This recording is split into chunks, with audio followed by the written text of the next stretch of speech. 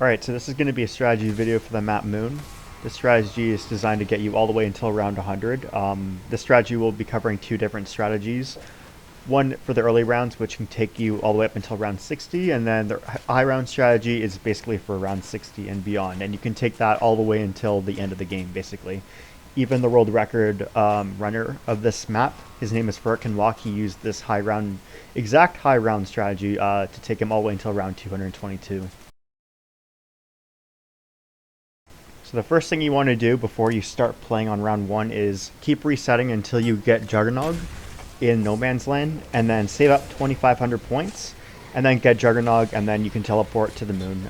If you're having trouble with this, just keep resetting until you get through. It is kind of hard to train around this area without Juggernog because they do start sprinting right away.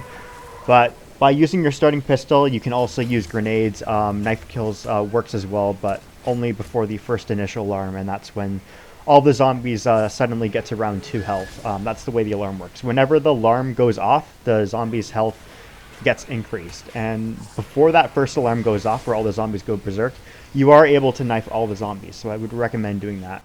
The thing you want to be most careful of is the dogs, because they can run really fast, but you can evade their attacks, as you can see here. You can also withstand 3 hits from the dogs before you actually go down without Juggernog, so it's slightly more forgiving than the zombies, because the zombies are a lot slower. As long as you keep running around this area, you shouldn't have any problems getting trapped, although sometimes you might get unlucky and get trapped in the corner. If that happens, don't worry, just reset and keep trying over and over until you get enough points to get Juggernog. Once you have Juggernog, teleport to the moon, and then we can get started with the strategy. Once you save up enough points, you want to make your way through the Tunnel 11 side, not the Tunnel 6 side, specifically the Tunnel 11 side. I'll explain why later. And you can grab the PM63 if you want to get points. It's really effective on the early rounds, and this is really your only slightly effective gun in the early rounds that you have access to at this point. You could also just wait until you get into the power room, and if the box is there, you can spin that as well. Something you want to take note of is don't turn on the power right away as soon as you get here. Wait until either the Cosmonaut catches up to you, or if you already killed him, just wait until he respawns in this room, and he will always respawn in the same room that you are in. Run to this exact spot, and then sprint and press and hold the interact button at the same time, and you'll get the Bowie knife. This Bowie knife is a one-hit knife all the way up until round 9, so it's really good for points. I've heard some players say that in this version, if you turn on the power, it's actually impossible to get the Bowie knife. That is absolutely not the case. That's only the case in the Black Ops 3 version, so feel free to turn it on or off, but just remember, if you do have it on, like I did here, it is going to be slightly harder, but you can absolutely still achieve it. You just need to run at the right time. So here I get PhD Flopper, and then you're going to want to upgrade your starting pistol to get Mustang and Sally's. You're going to need that for the early round strategy. Get Claymores as well, and you're also going to want to get Semtex grenades, which you can find in Tunnel 11. So once you have all that set up, you want to run through Tunnel 6 from the power. You want to leave the door that goes back to spawn from the MPL room closed. The reason why you want to be doing that is because what I'm setting up right here is a way for the Cosmonaut to be trapped in Tunnel 6. The way that works is the MPL door that goes back to spawn is closed, and the excavator is also breaching the other side of the tunnel. So I have the Cosmonaut here with me, and on round 16 is when Excavator Pi is going to breach Tunnel 6. So if you don't have your voice audio up already, I'd recommend turning it up just so you can listen for the audio cues, because timing is kind of important when you're doing this, but it's also fairly easy to get set up. All it is just a matter of waiting for Excavator Pi to breach Tunnel 6. Once you hear the announcement for Excavator Pi, you want to keep staying in this tunnel. Try to get to the end of the round if you can and just save a crawler, but don't leave the tunnel just yet. Excavator Pi will cause decompression of Tunnel 6 in 30 seconds. Once Excavator Pi is about to breach Tunnel 6 in 30 seconds, you want to run for the door. And this will trap the Cosmonaut every single time. If the zombie ends up getting trapped in Tunnel 6, don't worry, it's going to respawn anyway. But the important thing is that the Cosmonaut is trapped, and you're not going to have to worry about the Cosmonaut anymore for the rest of the game, as long as you don't open the door that leads back to the spawn. If you attempt to hack the excavator to stop it, that will also get him untrapped, so don't do that either. Now that you have the Cosmonaut trapped, you want to hack every single box location except for the one in spawn, And then your goal is basically to get the box wherever it happens to be the first time to get moved to the spawn point. So do that as soon as you can. You're also going to want to get Gershs, and you're also going to want to get the wave gun as well. You can use the hacker device to re-roll the box for 600 points, which is going to save you some points as well if you want to do that.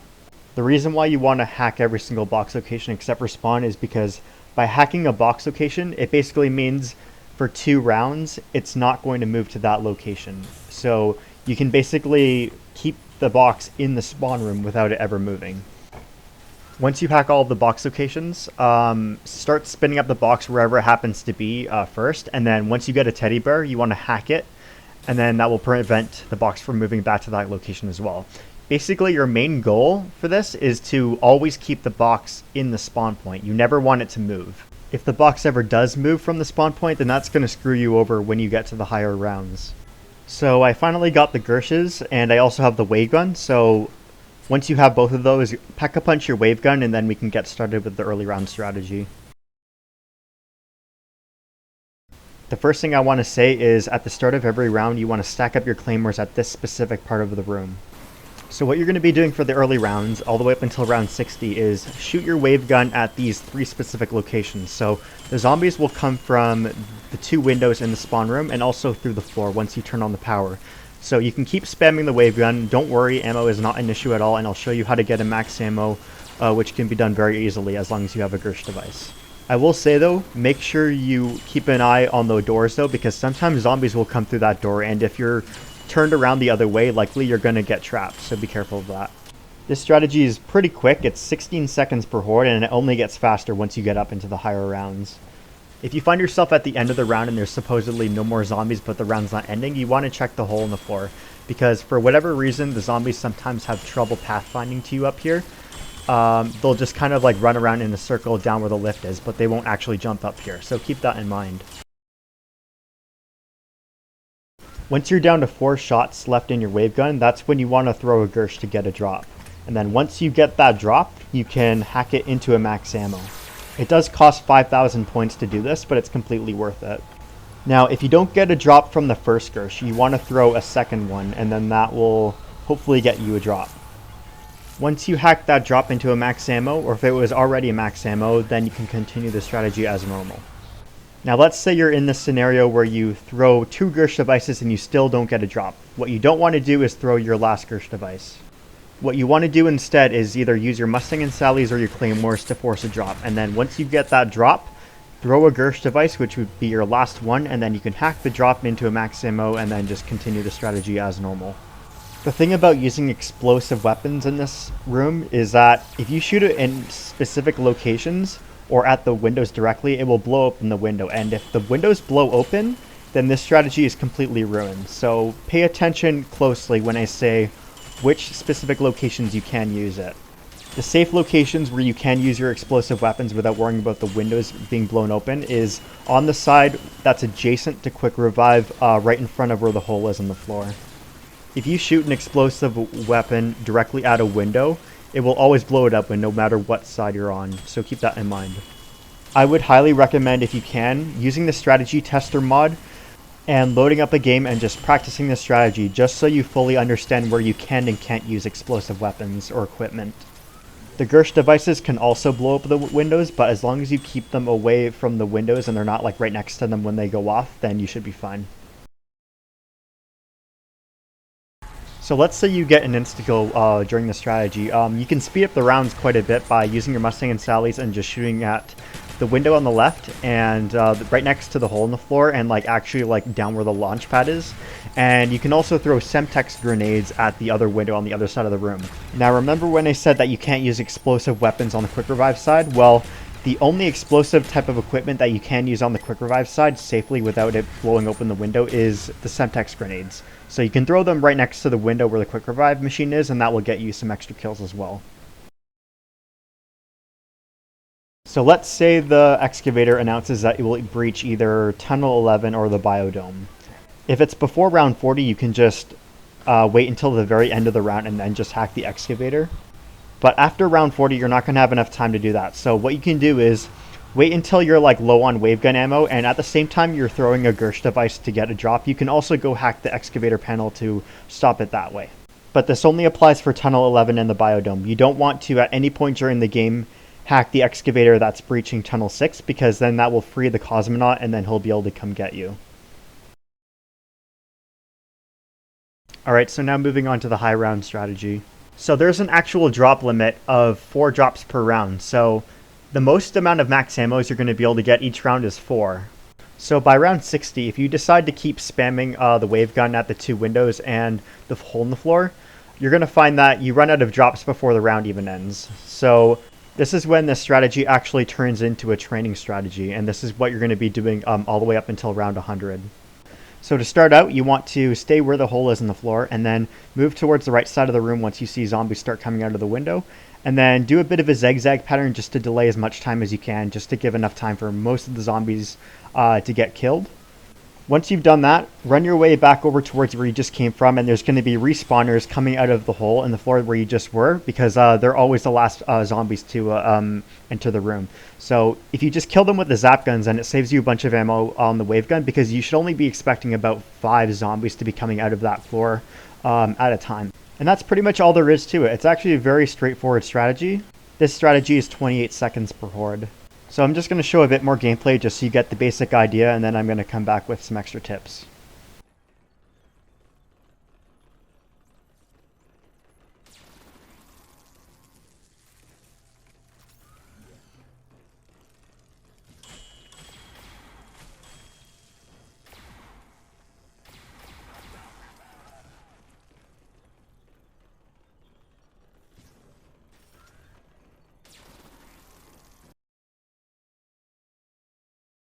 So when you need a max ammo in the higher rounds, nothing is really going to change. You're still going to be throwing a Gershs device to get a drop, but the only difference is because you're not going to be able to use your Mustang and Sallies and Claymores anymore to get drops, you want to make sure that you get an entire full horde together and then throw a Gershs device just to maximize your odds of getting a drop.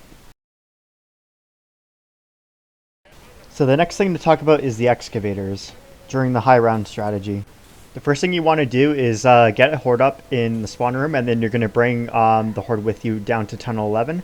And then you're just going to train in Tunnel 11 until you have every single zombie in this area. And then once you have them all here, you're going to run all the way back up to spawn, and then you'll be able to hack the excavator without having to worry about any zombies. This strategy is perfectly safe, and it's going to prevent you the need from having to spend a Gershs device in order to just stop the excavator. So this is another one of those things where if I just let the gameplay play itself, it'll show basically exactly what you need to do in order to get a horde up in Tunnel 11. It's pretty self-explanatory.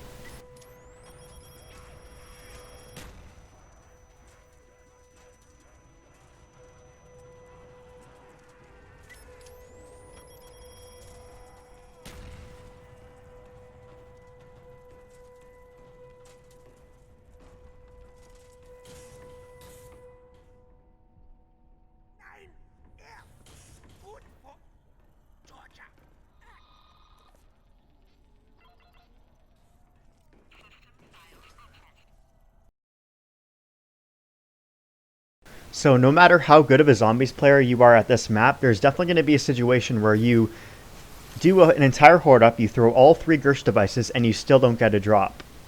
Now, especially because I'm on round 90 right now, obviously Claymores and Mustang and Sallies are not going to do the job anymore to force a drop.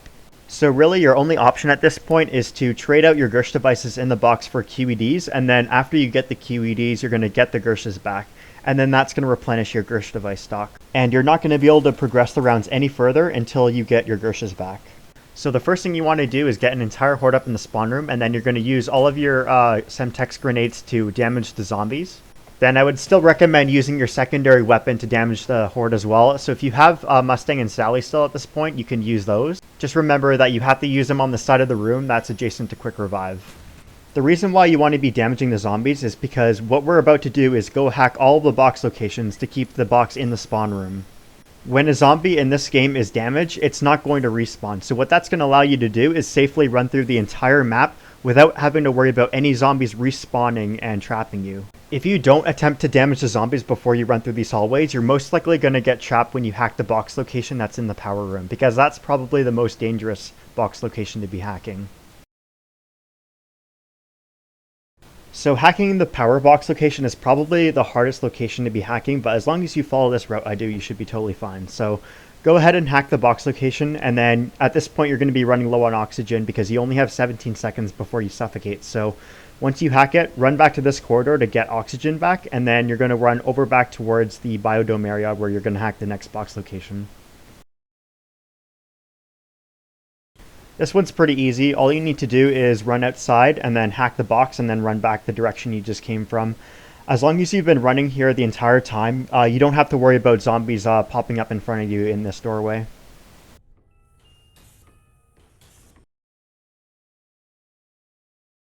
The biodome box is obviously very easy as well because you have so much room around here, so just hack it, and then at this point the zombies will probably be catching up to you within the next 20 seconds, so you can just wait for them.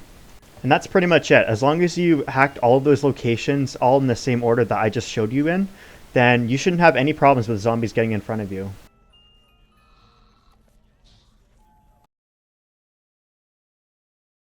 So now that you've hacked all the box locations and the box will not move from the spawn point, you just want to get the horde back together and then damage the zombies to prevent respawners once again, and then you're just going to run directly all the way back to spawn.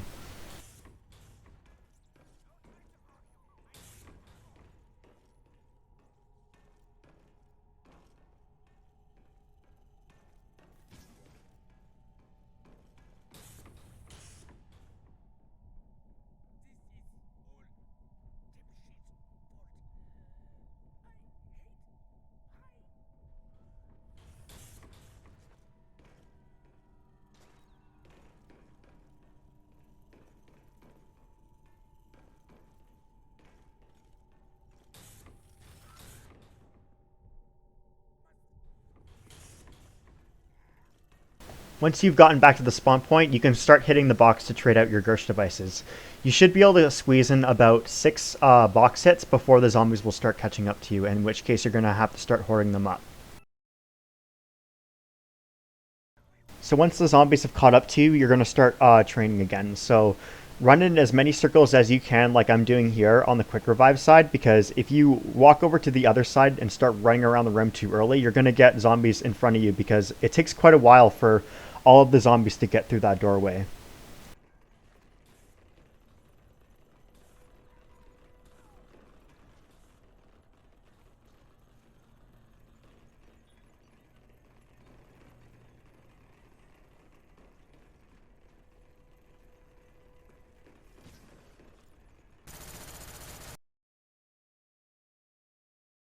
Now that you're in complete control of the horde that's following you, this is when you're going to start hitting the box. So you're going to be running in this exact pattern that I'm doing, running in a circle on this side of the room.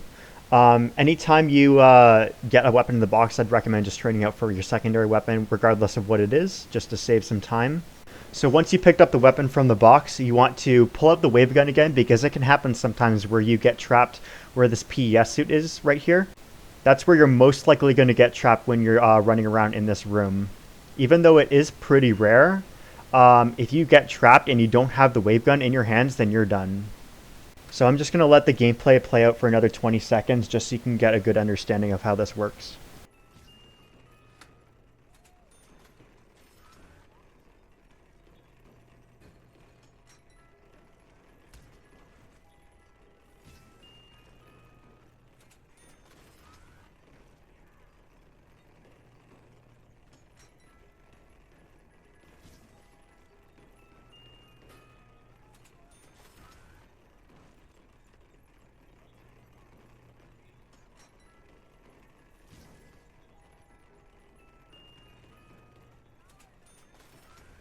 Once you get the QEDs from the box, you just want to grab them, and all you have to do now is just keep hitting the box until you get the Gershs back and you're good to go.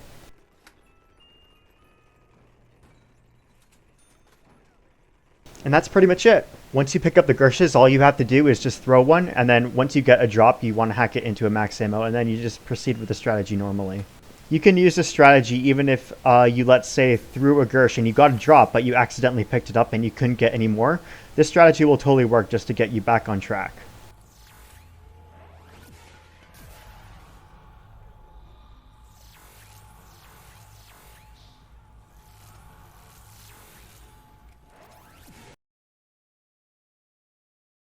So remember when I said you can only get a maximum of 4 drops per round? Well, there might also be a situation where you accidentally use up all of your drops, even despite doing full hoard ups, especially in the higher rounds, because by about round 90, you're going to start using about 2 max ammos every round. So if you get too many drops with the same Gersh device, you're probably going to waste all of them. So on the Black Ops 1 version of Moon, there's a trick you can do to basically have a maximum of 8 drops per round, and the way you do that is very easy. All you have to do is teleport back to No Man's Land, and then your drop count will be reset back to 4, and then you'll have 4 additional drops for that round. Just make sure you have all the zombies damaged before you attempt to run through the hallways to prevent respawners, so that you don't have any zombies running in front of you. And that's basically going to be it for the video. If you have any questions, feel free to leave a comment and I'll be happy to respond. Have a great rest of your day.